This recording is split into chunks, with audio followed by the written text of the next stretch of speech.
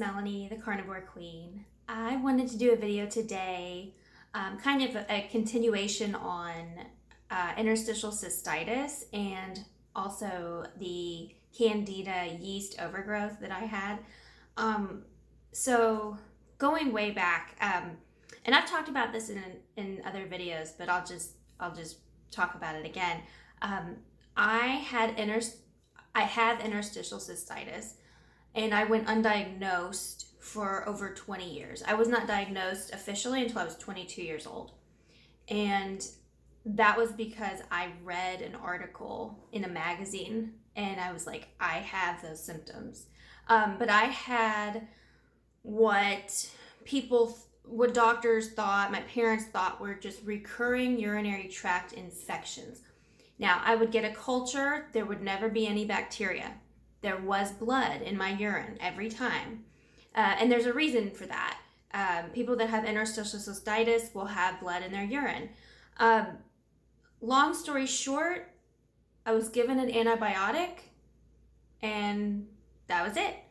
I think I've been on more antibiotics than, it makes me want to just puke thinking about how many times I've been given an antibiotic. So there's the issue of antibiotic misuse and antibiotic overuse. Even though I, didn't have the bacteria, they still would give it to me. And of course, my parents gave it to me as a kid, as a teenager. You did what the doctor told you to do. And one of the biggest reasons why it was not caught, somebody had to have seen that this was happening every month, for years, and think, what in the world? Why would this keep happening to this poor girl? No, nobody caught on because I was going to those immediate care centers. I wasn't going to my regular pediatrician. And that is something that I have a lot of anger about, but I know that's not my parents' fault. But basically, every time I would go to this immediate care center, I'd see a different doctor. I'd see a different nurse practitioner. Nobody knew who I was. They didn't know my history. They just thought, oh, this kid's got a urinary tract infection. So, that being said, I was taking a lot of antibiotics. I had a lot of stomach problems. I mean, a lot of stomach problems. I had a colonoscopy, endoscopy, swallow stuff. I had all this stuff done when I was little. They could never find anything. Nothing wrong with me. They've taken samples of my, I don't know what the heck they did. They took a sample. I know they cut out a piece and tested it. And they were like, oh yeah, everything's good. I was tested for celiac. They said I didn't have that. But yeah, I get really upset when I think about some of the stuff that I've been prescribed. I've been overprescribed. I had chronic yeast infections as a kid and as a teenager. And that's partly because of my diet, but also mostly because of the amount of antibiotics I've taken. Antibiotics can induce yeast infections, and that's what I had. That's a direct link. And looking back on it, what would I have done different? I don't know. I was a little kid. I couldn't help, nobody knew what to do. There was no internet to let's Google this and see what's really going. No, I'm an 80s kid, so that didn't happen until, quite a while after taking a lot of medicine. So,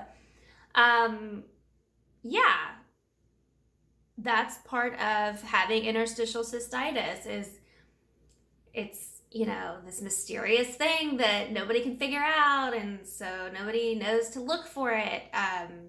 And now I feel like all these people are coming out and saying, I have that. I've heard of men that have it, and men also get prostatitis, and it's a very similar situation, similar symptoms to a female. It's a debilitating disease. It is totally like the worst thing to have to pee all day long, and it burns and you have severe cramping, and some people actually pee their pants all day and have to wear a pad. And I don't have that problem anymore because I am on the carnivore diet. And I know that sounds really crazy, but just hear me out. Most of the symptoms I was experiencing were directly correlated to the food I was taking in. I grew up on a shit diet. Actually, eating shit would have probably been much better for me. I ate, let's see, on an average day, I would say I'd eat like Frosted Flakes for breakfast and Sprite. I didn't drink water for years. I drank Sprite in a sippy cup, which would probably also explain why all of my teeth like rotted out and I had to have everything filled. I had tons of cavities as a kid. I would eat the exact same thing for lunch for like 10 years, peanut butter and jelly and a Little Debbie brownie and a high C, fruit punch. Or whatever the school fed me. That's a whole other, can of worms I could open up. Talk about school lunch. That's pretty bad. I mean, that's just straight trash. So I grew up on standard American diet and I had a lot of problems from it. And I know I could keep going on and on. Maybe I'll do another video on it. But this is about how taking too many antibiotics to try and treat these UTIs, which were actually my interstitial cystitis symptoms, how that led to antibiotic-induced yeast infections. So I hope this video helps somebody out there. Know that there is hope. It does get better. I swear by the carnivore diet with reducing inflammation all over the body, and it completely eradicated my issues with my bladder. So I would say give it a try. You don't have anything to lose. Trust me, I've been there. And all the medicines I've taken for interstitial cystitis are just